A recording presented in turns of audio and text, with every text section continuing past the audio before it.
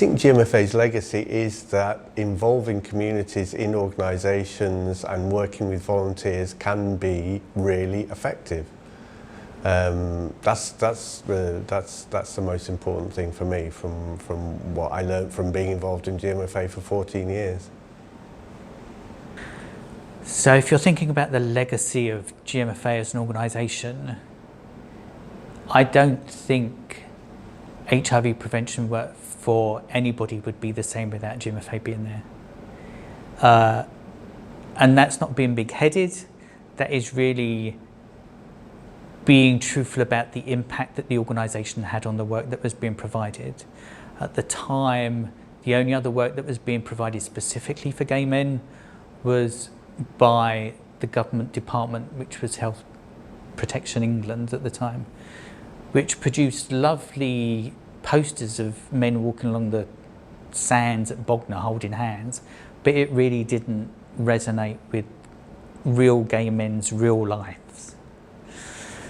So the legacy is that people got comfortable with talking about sex, they got comfortable with talking about the sex that gay men had, they got comfortable with talking about the fact that people don't fit in boxes, that people can identify as gay men but be behaviourally bisexual, that people can go on a journey from identifying as a gay man through transitioning to be a trans woman, that people can be a married man not wanting to identify as a gay man and have sex with men and still access your services.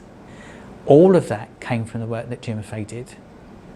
That this work that we do now, that we're involved in organisations like Terence Higgins Trust and stuff, just would not be the same without GMFA. I think GMFA changed the picture for how we talked about gay men's health. Because it came from a time when gay men's lives weren't considered to have value. And we said, well, actually, no, they do have value. Our health is important. Our health equality is important. And I don't think we would ever go back to how it was in the 80s and the 90s when gay men's lives were considered expendable. But it wasn't just that our lives were important, but the way we lived our lives had value. The sex that we enjoyed had value. The friendships that we formed had value. And I think that's really what GMFA did. It said, this matters. I think the first is that we showed that community-produced materials didn't need to look unprofessional. And I think up to that point, there were a lot of people doing very worthy and useful work, but who obviously weren't necessarily having the skills to make professional looking work, especially things like campaigns and mass media communications. And I think GMFA was lucky because it had so many good volunteers who were professional photographers or models or writers or whatever.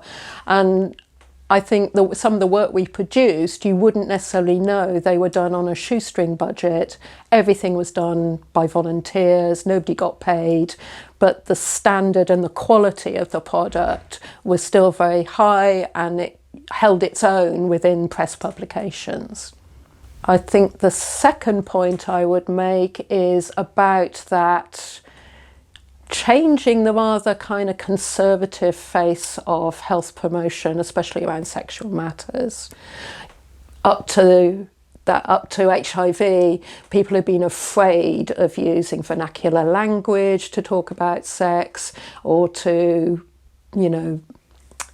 be seen to be encouraging certain sexual practices. All of this thing, there was a real fear. It was just sort of like, don't mention these things. Again, like drug campaigns and things, it was all about, just say no, all of that kind of approach. And I think organisations like GMFA really flipped that around and showed that the only really effective way of communicating to audience about this is to be honest with them and to know that audience, how the language they used, and in order to be taken seriously, I suppose, as a campaign to gain the trust of the audience. The legacy of GMFA has allowed work which is radical, explicit, which is unapologetic, which is queer, to exist. You know, if we think about the very first condom campaign that GMFA did, an erect penis, if you think about naming your news sheet the fuck sheet, if you remember the pink tank and that went through Pride, all of these radical things were not happening.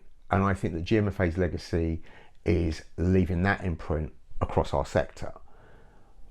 What I would love to have seen is a continuation of GMFA, because that was a really, really rich history. And my worry is that there are a generation of men who may never know the real out there radical fuck you nature of GMFA and the climate in which it existed and how it stood apart from everything else. Because I think that in the times that we live in today, we need that radical action. We need those queens and fairies and gays to stand up and go, actually, we're going to do something really, really different. And we're going to shout at you about it. And we're going to demand that you hear us. And I think that's what GMFA did. GMFA went into a space and was like, you are going to hear gay men today because this thing's killing us. And you're not taking any notice of us. So we're going to be loud about it. We're going to be unapologetic about it. And you'll take notice. And I want people to always remember that existed. And a group of gay men got together in this country. I think that's really important, that we didn't have a long history of mad activism, but GMFA were part of that and continued it. To me, GMFA's legacy is always going to be about people power. It's going to be about a group of men who came together over 30 years ago and decided enough wasn't been done. And they created a movement that went on to do absolutely wonderful things. GMFA saved lives. It changed lives. It changed my life. It changed the life of many people who are watching this. It's a wonderful thing that needs to be celebrated. And I think if one thing that I want people to take away from in 30 years' time, when you're all looking back at this video and you're going, who the hell is that? Is knowing that GMFA is a special part of the gay community's history. It needs to be celebrated, needs to be learned, needs to be loved.